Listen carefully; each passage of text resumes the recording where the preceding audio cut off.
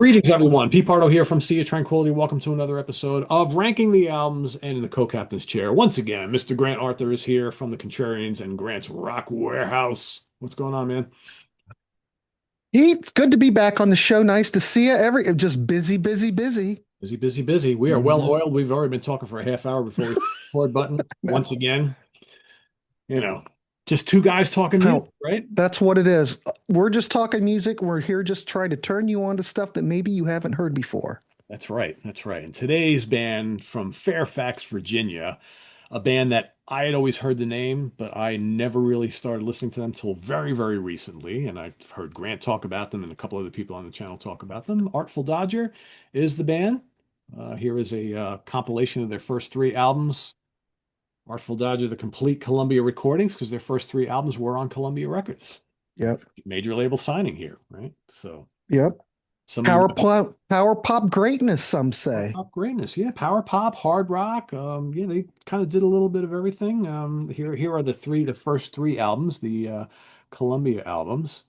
So again, we've got what were the names of these again? Artful Artful Dodger, Dodger. Amongst Thieves, and Babes on Broadway. Mm-hmm. And they do have a fourth album, which was called Rave On, and that was released in 1980, and that was on Areola Records. So Right. So they were released by Columbia. I don't know if they were dropped. I don't know if they had a three record contract. But yeah, there was a little bit of a break between Babes on Broadway till to the Areola album, yeah, three and albums, three years, yeah, 3 years. I don't know what the band was doing, I but don't they were know. still together. Still But together, that's right. So the lineup of the band, I'll give you the current lineup. Steve Brigida on drums percussion, Steve Cooper on bass, Gary Herwig leading rhythm guitars. You'll hear us talk about that guy. Yeah, you know we're going to talk guitar on this. Yes. exactly. Billy Palicelli on lead vocals and Peter Bonta on keyboards and guitar. Originally in the band through all the early albums was a guy named Gary Cox, also really, really good player, and also Rob Michael Inglis, their original bass player. So that's the lineup of the band. So again, power pop, general rock band. Maybe some of the stuff could classify as art rock, I guess, in a weird way, but did not sell any albums, No. unfortunately, for Columbia Records. And I think I have some ideas about maybe why, but I think this band had the songs, and this is a really, really fun band to listen to. I don't know, Grant, maybe a little more gritty raspberries. Well, I was going to say, in my honest opinion, I would classify Artful Dodger as the American version of Badfinger. There's a lot of Badfinger here. There's a lot of raspberries here. So it's almost like a meshing of both. But there's a lot of different influences in this band because there's some tracks you just listen to it and you go, "Oh my God, it sounds like it's from 1966." Yeah. There's a lot of chiming Rickenbacker 12 strings. There's Birds influences. And I did mention power pop. Now, not everything in this catalog is power pop, you No. know. There are certain songs, and that's usually how it goes for all bands. Like, a lot of people will say, I don't know, the Knack was all power pop. Well, not all of it was. Or the band 2020, they weren't always power pop or Shoes. And this is the same way. There's a lot of different styles in here. And I don't know, but I'm interested to know what you think, why you don't think they took off. Um, I think Billy's vocals are a little too gritty for mainstream radio. I think Billy's vocals, though, are I love them. absolutely wonderful. I love them too, but I think he's got this little rougher, grittier tone to his vocal style. And I don't think I think that maybe that was the block because I think they have the songs Hmm. and I like his vocals a lot. But Right. the more I listen to these albums, the more I'm thinking, yeah, I don't know if he's ultimately radio friendly like Eric Carmen, and I think maybe that has something to do with it because I get especially on the early records, He's got a similar tone to like Alice Cooper from that same Or era, Ian Lloyd. or I was Ian thinking Lloyd. Ian Yes. Lloyd from Stories. Stories. And of Yeah. course, no, Ian Lloyd, ladies and gentlemen, did a lot of background vocals like on Double Vision. He did vocals all on that Foreigner stuff. He's always singing backgrounds on all that. Look at the liner notes. But he's kind of like that too. Yeah. There's a little Um, early kind of like Steve Marriott going on here too, because I get a little mhm. like Small Faces at times. You Yep. mentioned 60s, that some of this stuff sounds like there. I hear a lot of the very early Who as well in some of these albums, right? Well, think about like Pictures of Lily. Think about Kids Are All Right. I mean, I can that see is for definitely miles, the all that stuff, right? It's not that that is far power removed. pop. Yeah. The Who, Pete Townsend coined that term. Yes. And a good example of power pop is The Kids Are All Right. If you look at that, or Pictures of Lily, or any of that stuff, I can see for miles. And I do hear a lot of that in here too. Some of the tracks on here, I even hear, I don't know if Aerosmith was influenced, but I can hear like Steven Tyler just singing some of these tracks.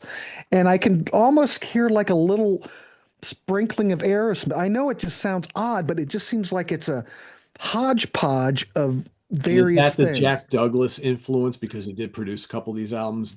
Possibly, right? Yeah, and I still have that Cheap Trick influence. There's some tracks on That's here what I was sound just like going to Cheap mention. Trick, which these guys are contemporaries of Cheap Trick. Yes. So, Like Cheap Trick's first album, right? There's yeah. a lot of that kind of grittiness to especially the first album from these guys as well. And we were talking about you brought up the guitar thing. The guitars on these Jack Douglas, I have said this before, is one of the best producers to capture guitar sounds. Everything that I've ever heard him do where there's guitars, the guitars always sound so great. And But they sound they're not great on over here. they're not overproduced. It's like guitar plugged into amp, minimal anything else, just the power of the guitar and the amplifier. And it's like perfect. It's Yeah. not, it's almost like AC/DC. Now, we've talked about, I know we're already on a damn tangent. We haven't started ranking yet. Anybody like listen to AC/DC? You're going, yeah, they're, what are they, heavy metal, blah, blah, blah. But Angus Young's really not all that distorted. No. He is just overdriving his Marshall just enough to break it up. It's not in your face, just crazy metal. But this is kind of the same thing. The guitars are just up enough to give you that extra boost, like The Who, Yeah. kind of like The Who. And I just love that sound because it's not so in your face. Because you listen to Angus Young, there's still a lot of air around his playing, and it's you can pick out the solos really well because it's just right over the top. Yep.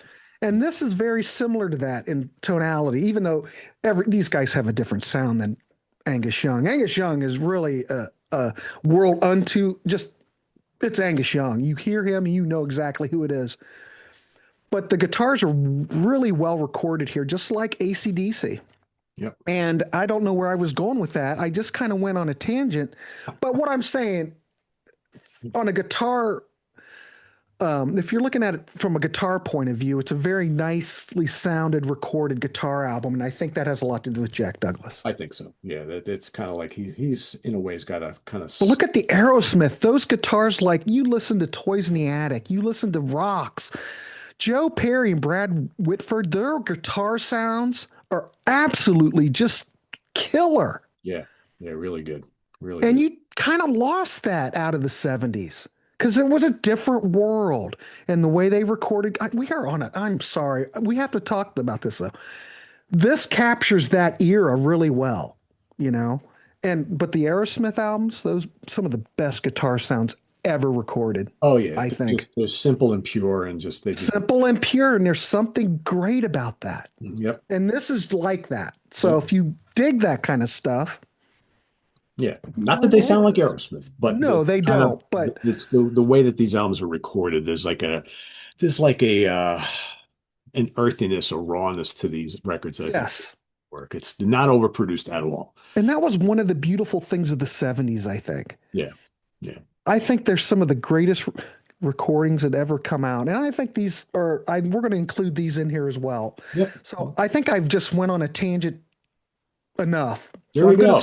I I guess guess I'm gonna we could start with start. our number four and three, I guess, right? Yeah. Gonna do number four and three. Now, I want to say that, and I've said this before, but this is a band that has not put out any bad records. It's too bad they didn't get any notoriety.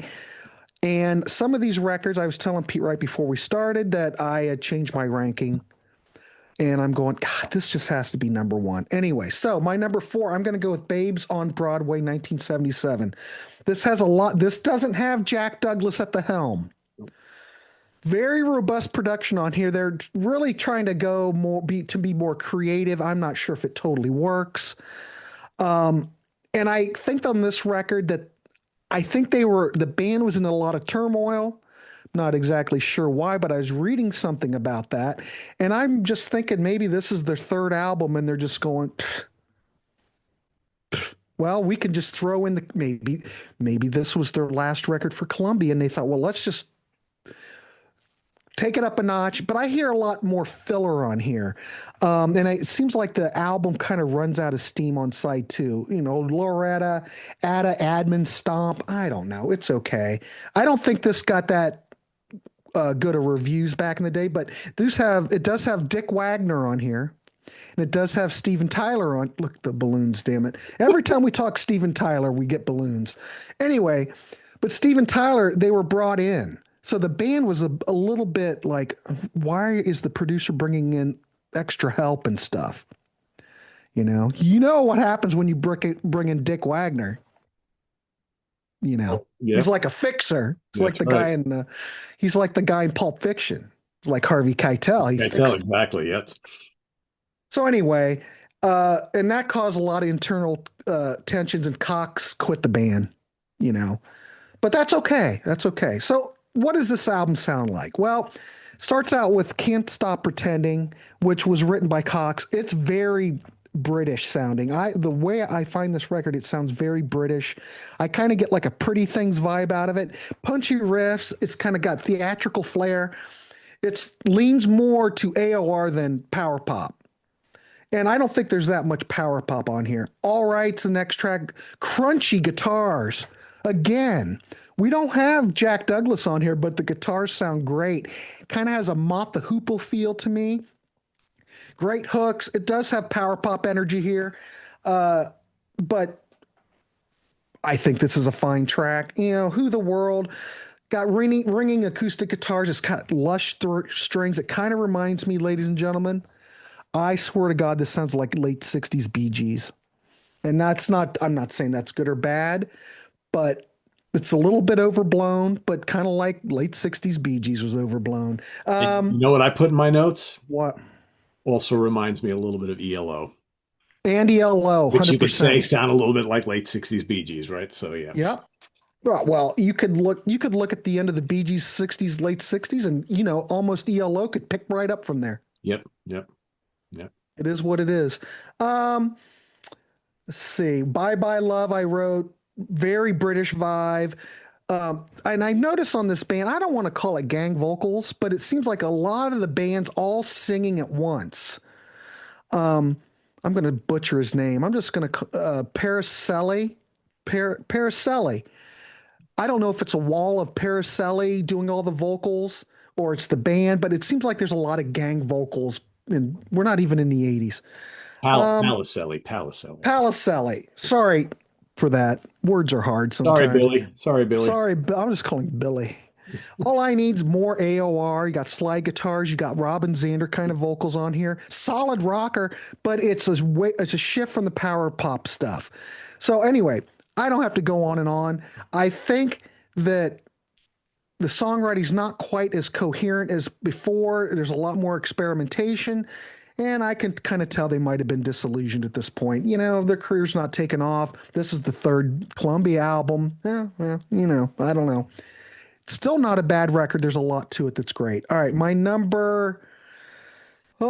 got to scroll. My number three, I'm going to go Honor Among Thieves, 1976, the sophomore release.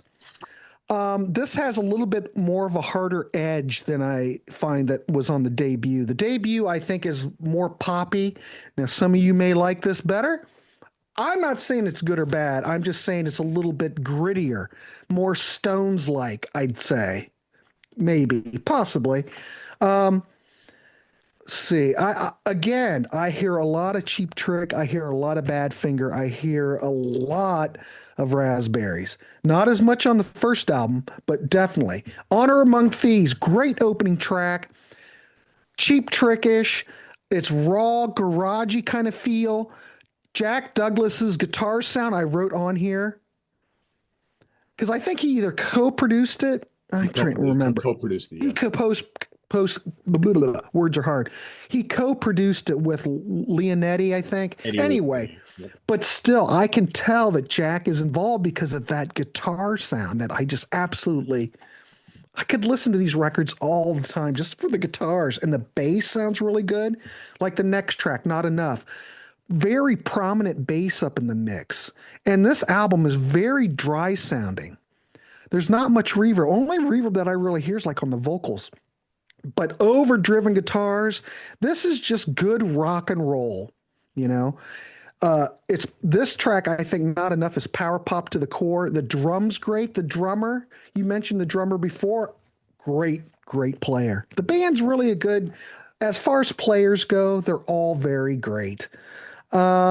Scream, I'll just say that's a catchy ballad. You've got strings, you've got acoustic guitars. I get, and this is the track that I wrote down that I got a real Aerosmith vibe from. I swear to God, you could give Steven Tyler to this track and let him sing it, and it would just work out perfectly. So I don't know why I get an Aerosmith vibe. Maybe it's the Jack Douglas thing. Maybe it's just the way the band sounds. But I mean, this is a ballad that Steven Tyler could just go right off and make it his own. It's a little bit different than the previous material, so it kind of stands out. Keep a Rock, that's I think that's filler. Where I find the first album doesn't have any on it. We're starting to get more filler. Keep Me Happy. This is a highlight. I think this track is phenomenal. This is Badfinger, Raspberries. It's catchy like that. I think this was a live favorite from the band, from what I understood, but it's infectious. The hooks are great, tight harmonies. This is a high point on the record. I love it. This is Badfinger. This is Raspberries all the way. Remember, got like 12-string Rickenbacker on here. It's catchy, jangly. You like the Birds, you'll like this. It's very melodic. It's very strong track. The whole record is, yeah, it's my number three. It's still a good record. I mean, I could keep going. You get the idea. I dig it, but I do think that maybe they're throwing more filler in here. I don't think it's as strong as what's coming. Still a great record. Would I recommend it? If you saw it out in the wild, please pick it up. Oh yeah, I think we can. All these records I would recommend. Yeah, all four of these are very I good. mean, This was tough, and so how long have you been listening to this band?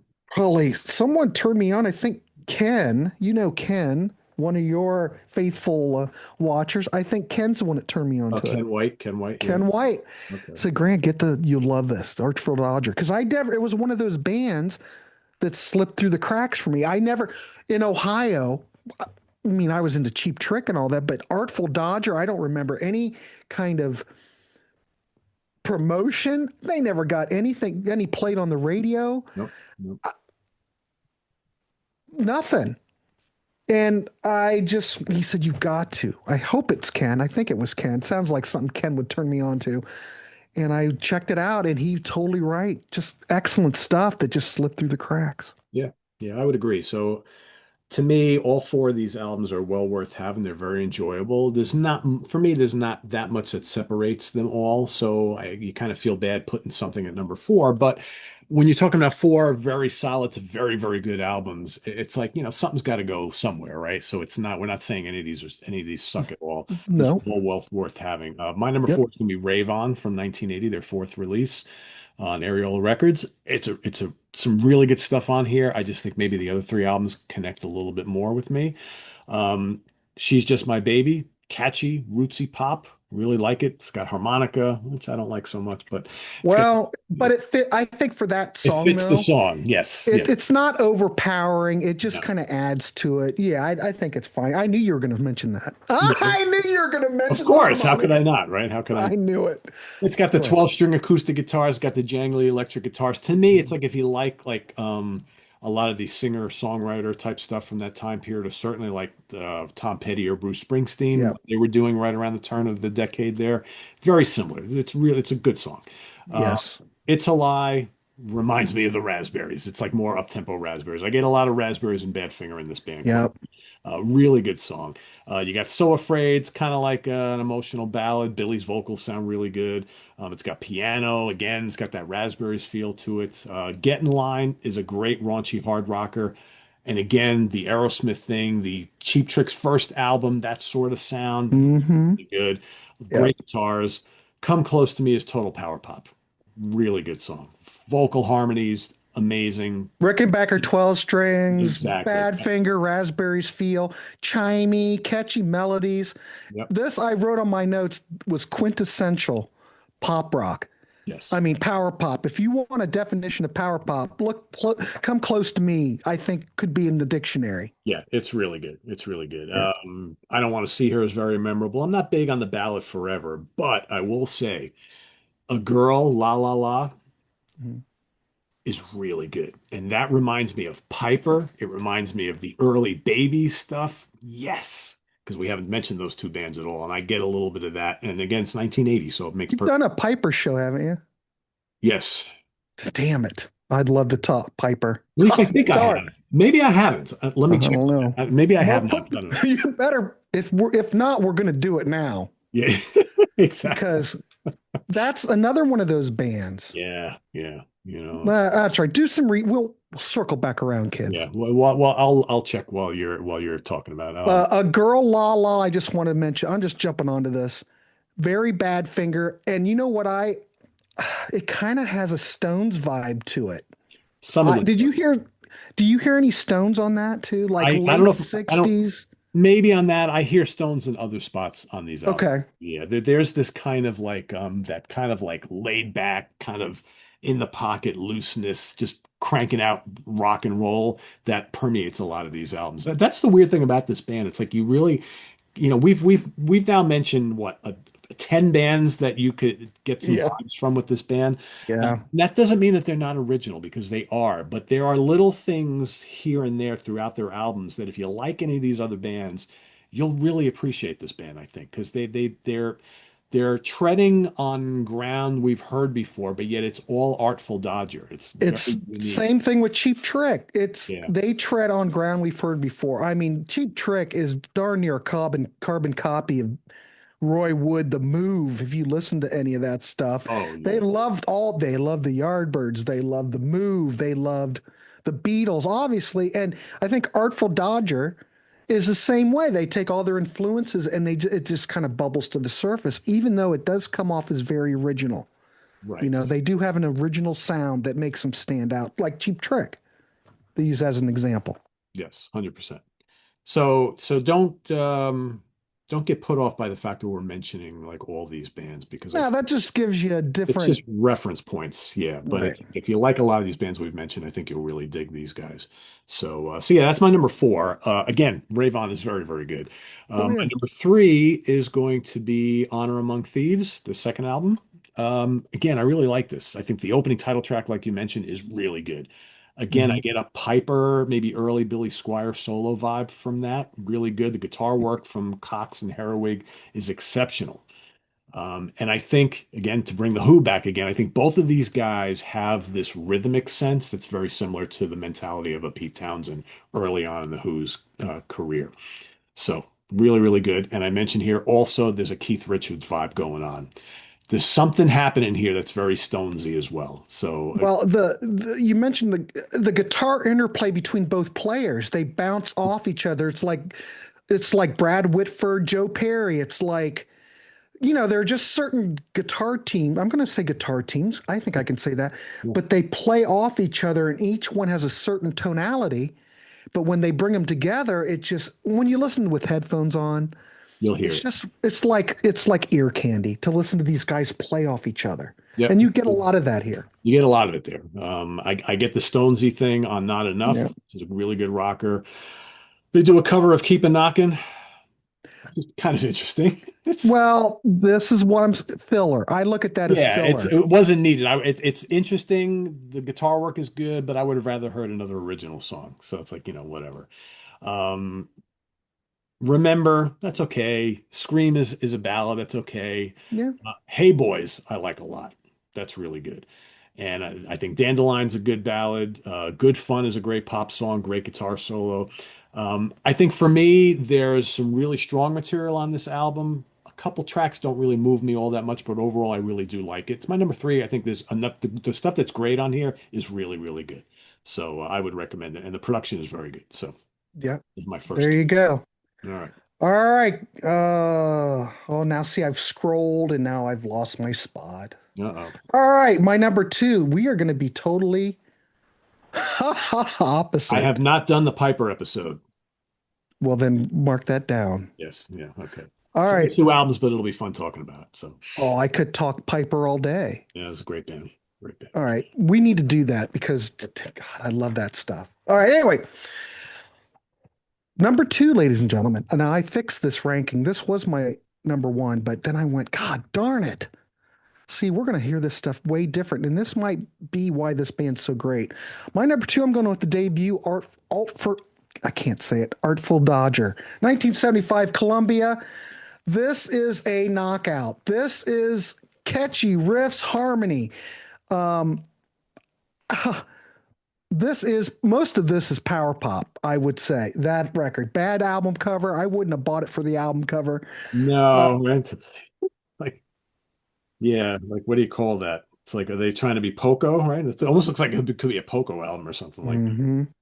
But this Oh, is full tilt Jack Douglas. So, but the guitars sound great. Wayside opens the record. What a great opening. Badfinger-esque with harmonies.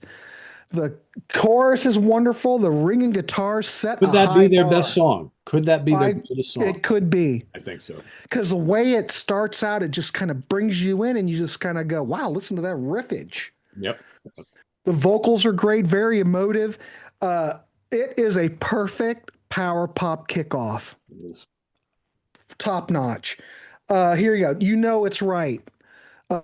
More power pop, 12 strings ringing out. I got a Raspberries Photo Maker vibe here.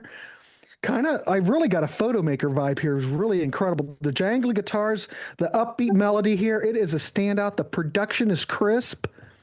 The guitars sound great. The hooks are there. I'm in. It's over. Uh, Paula, I'm going to butcher his name again. Per Palicelli. Palisade. Great vocal. Yeah, there. Just call him Billy. Just call him Billy. Billy. Billy's vocals, great. The bass is prominent. The 12-string jangle adds a lot of texture. A lot of bird feel on here. The band's emotive depth and a lot of melody on this album. Follow Me's upbeat, catchy rocker, energy, ear candy. Man, what more would I want out of this? Jack Douglas's production is punchy. That's exactly what I wrote down because when you listen to Jack Douglas, it's a punchy production. It kind of brings you in. And if you like the Aerosmith productions, you'll like this. If you like the first Cheap Trick album, you will dig this. Yeah.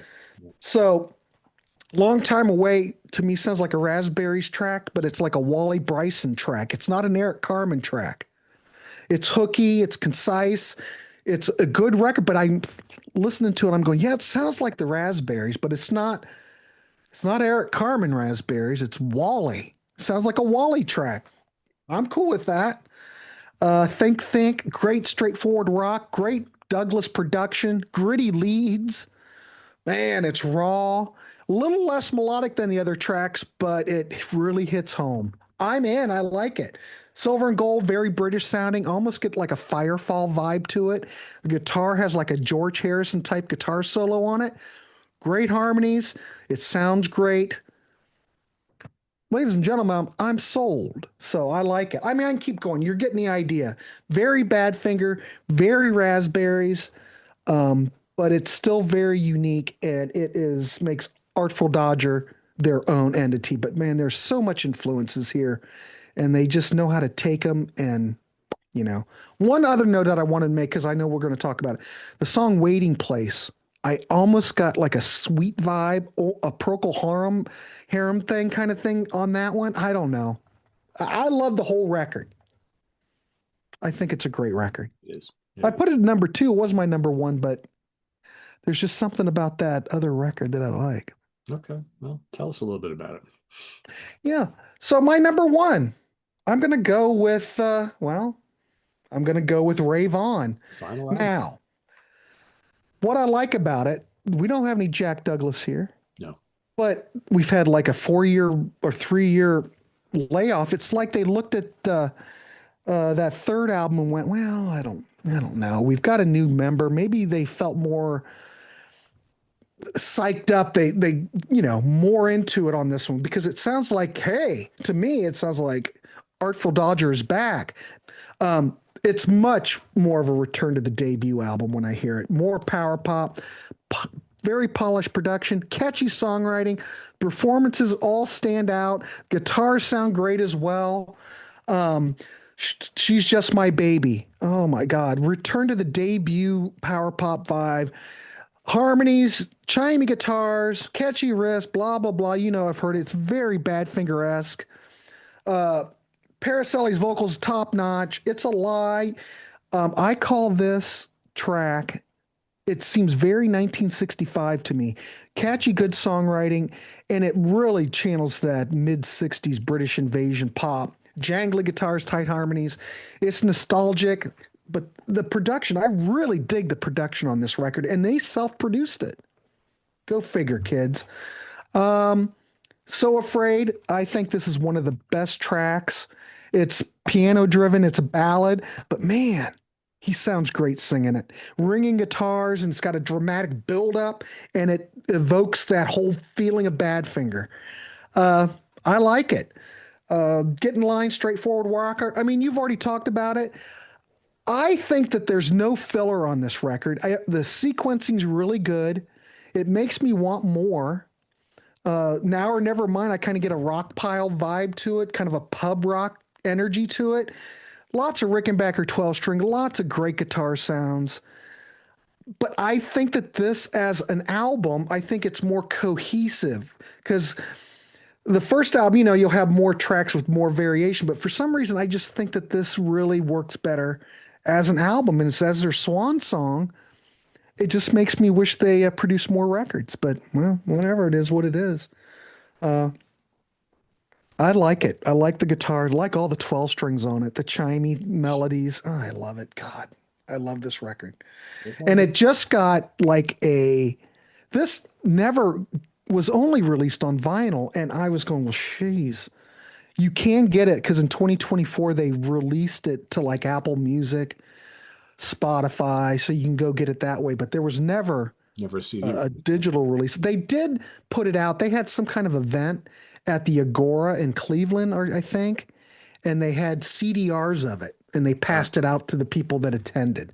So that's really was that's the only digital release that they got later on, other than the original vinyl that came out. But that was just the band handing out discs. Yeah. So it's nice to Shame. have it back out. It deserved, now that they put this out, it deserves to have its own release, I think, at some point. But again, Areola Records, who knows if we'll ever. Who's that? Yeah, exactly. I I don't know. That might have just been. I don't even know if that. I'm not even sure it was a domestic release. To be quite honest, it might have been an import. Yeah, no idea. But good power pop, consistent songwriting, great tracks. I love this record. But I could have flipped either one, Yeah, first album or it's hard this to one. rank these. They're all worthwhile for sure. My number two, I'm going to go with Babes on Broadway. Um, We're totally opposite. we're totally opposite, again, with the current theme here is that we really enjoy all these records, so we're kind of splitting Right. hairs here. As a last album, I agree with you that maybe there's too many different ideas on this album. I Mhm. just think that they all work really well. Okay. Not as I Perfect. think I agree with you. I think Rave On maybe consistently is a little more cohesive, but I like a lot of the cool different things that they're doing on this album. It's definitely the most varied out of all their albums. Like I mentioned, Wave Bye Bye reminds me of ELO. hmm I think like Edie Amin Stomp, which is kind of hard rocking and kind of funky, reminds me of It's ELO. like hybrid of Yeah, hard rock and funk. it is. And It it's sounds like totally Zeppelin to me. different, but Yeah. it's totally different than anything I've ever Anything else heard they've them ever do. done. Yep, Yeah. I know. But I dig it. They do a cover of Come On Everybody, which is pretty good. I like the Humble Pie cover better, but it's still pretty good. The title track is really good. Mistake is a really well done power pop ballad, I think. Can't Stop Pretending is great. There's sax in it, which is like there's no sax on any of these other albums. It kind of comes in. You're like, oh, that's kind of nice. I like this album. I think it's really good. Yeah, they stretch out a little bit more on Yeah, they here, a do. little And bit more it's a creative. great sounding album. Great sounding album. Yep. But my number one is the debut. I mean, we've said it before, I'll say it again. Wayside is a terrific song and probably my favorite song in this entire catalog. Big, bright, jangly guitars. Again, so let's get back to Billy's vocals again, because I talked about the Yeah. beginning. So I really think that his voice, as much as I really like it, I think that that might have been what held this back a little bit from mainstream listeners because I don't think his vocals are, I mentioned Eric Carmen before. Eric Carmen's got this Yep. great, wonderful voice, right? I think that Billy's got this terrific rock voice, but he's got, like I mentioned here, his voice to me, especially on this album, he's got a little bit of early Alice Cooper. He's got a little bit of Stephen Mhm. Pearcy from Rat. He's got a little bit of Robin Zander and a little bit of Noddy Holder from Slade. Now, you could make the argument that none of those guys have that perfect power pop vocal style, right? It's a little gritty.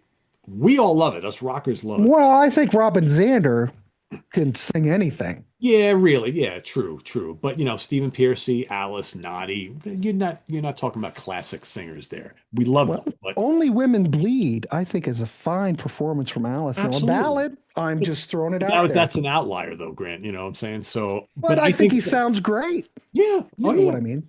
yeah. Yeah. I mean, so I think Billy's vocals, I love them. But I'm guessing because that's the thing. We're trying to figure out why didn't this band catch on? And I'm wondering if maybe his vocals were a little too gritty for mainstream audiences. I don't know. Maybe not. That's just my Well, if you look at the debut album, Pete looks like that could be a Firefall album. exactly. The Firefall second or album Poco. looks more like a Raspberries album, Yep. which I can understand. It's kind of like that kind of thing. And look at the third record. I mean, well, I wouldn't buy that. I wouldn't buy any of them I saw them. Probably not. Probably not. So, Probably not. But maybe that's part of it, and yeah, again, we were a little too young at the time, but maybe I don't know what kind of promotion these guys got from the label. none. I don't think any. Who the hell knows? It's all right is a great, memorable rocker. I mean, I get like again, we've mentioned the faces, the small faces, Badfinger, Raspberries. You get all that kind of stuff here. It's Over is a great emotional ballad. Follow Me is another really strong track here. Love that. Love that.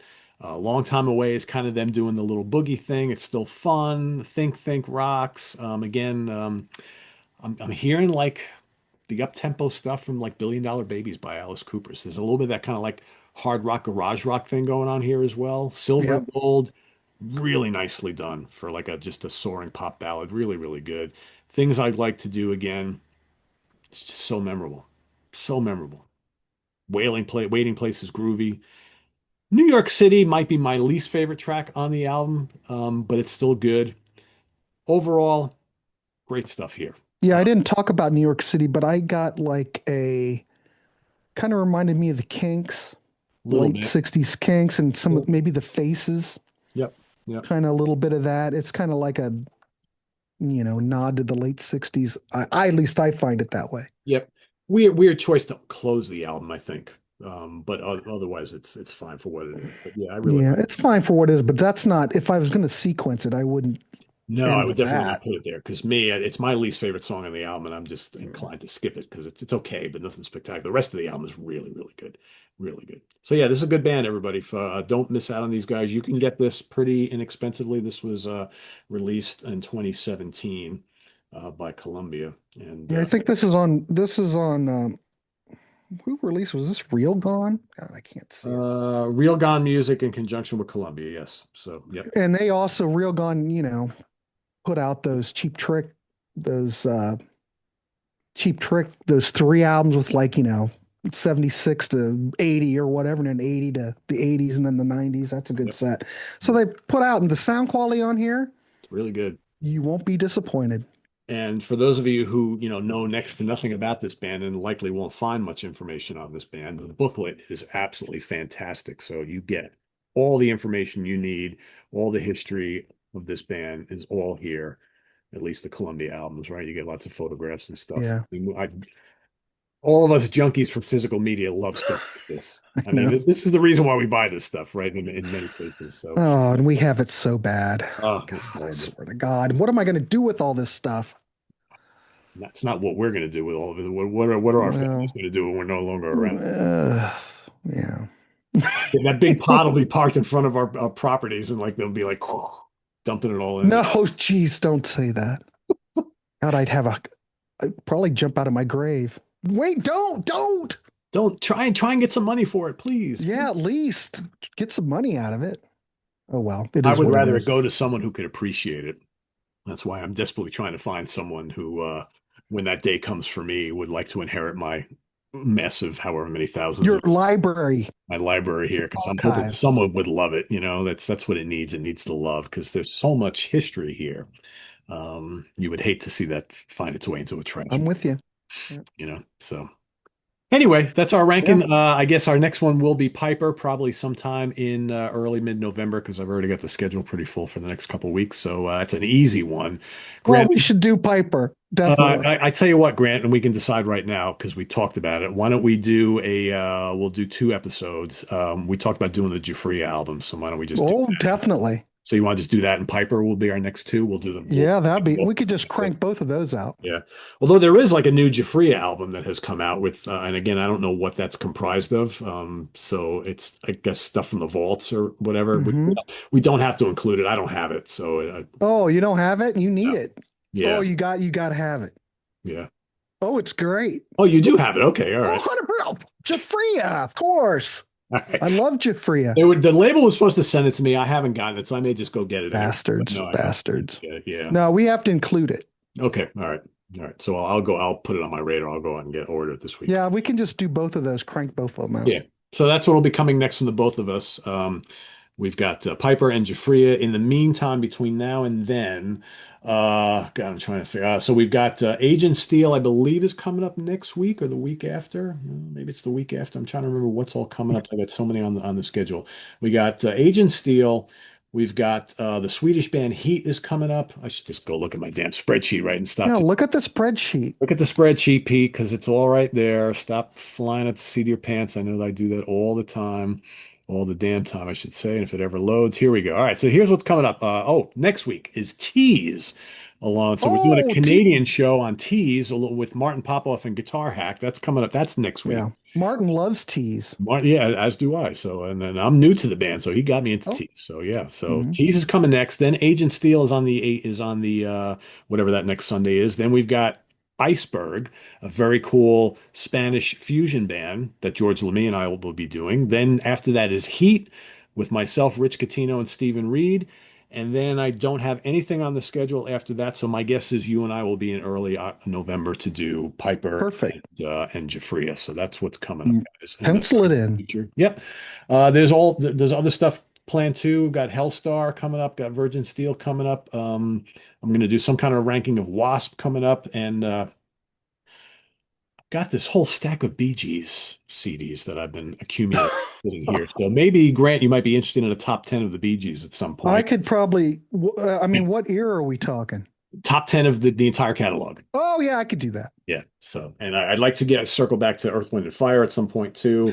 We talked about doing Simon and Garfunkel. So there's just so much out there that We'll be dead by the time we get to it. yeah, it's there's a lot. There's a lot. So anyway, visit us on the web at www.seatranquility.org. We're on Facebook, YouTube, and Instagram all the All damn the damn time. time. Please visit the Contrarians and Grant's Rock Warehouse, please, and go give them a like and a subscribe over there. And we've got all the links to help out this channel down below. And we'll see you next time here for what did I just say? Tease. It's Jeez, here 1 damn week it. from today with T. I can't keep track of all this stuff, man. Way too much. We'll see you back here with Guitar Hack and Martin Popo for Tease next Sunday. Till then, for Grant Arthur, I am Pete Pardo. Let us know what you think of Artful Dodger down in the comments below. Rank them as you like them. If you've never heard them, please go out and listen to these albums and let us know what you think. That's the important thing. We're trying to turn people on Yeah. to hopefully albums and bands you've never heard before. And hopefully your next favorite band is right here, or next week, or the week after, or whatever, you know. So check them out. And we'll see you next time. For Grant Arthur, I'm Pete Pardo. Enjoy the rest of your Sunday, everybody. See you soon. Bye bye. See ya.